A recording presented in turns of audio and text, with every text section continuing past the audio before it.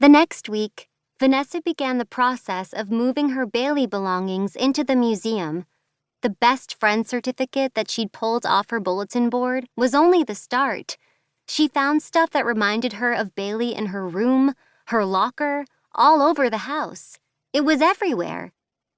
She put each item in her backpack, sometimes inside a plastic bag to keep it clean, and carried it to the museum.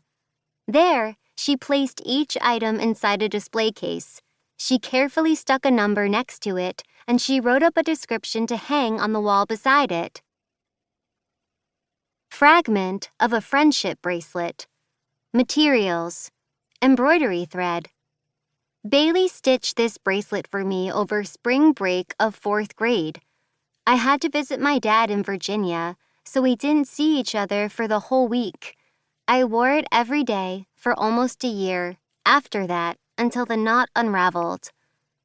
Item number 8. The Days Are Just Packed, a Calvin and Hobbes collection by Bill Watterson. Materials: paper. This book used to be my mom's, but Bailey and I read it so often that now it's ours. It's our favorite comic book. It's about a boy named Calvin and his pet tiger Hobbes.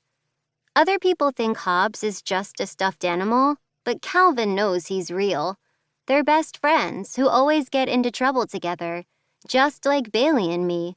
That's why we liked them so much. Sometimes in the comic, Calvin's mom or teacher gets mad at them, but Calvin and Hobbes always stick together. Item number 12.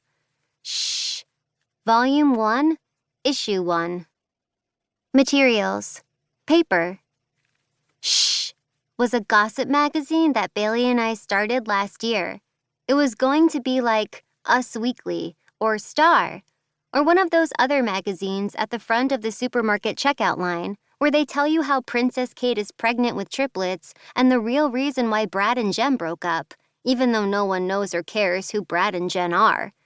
The difference is that Shh was going to be filled with gossip about kids in our school. We did tons of investigative reporting and wrote some really searing news stories. But we only got out one issue before Kaiko Cho's mom complained to the principal and he shut it down.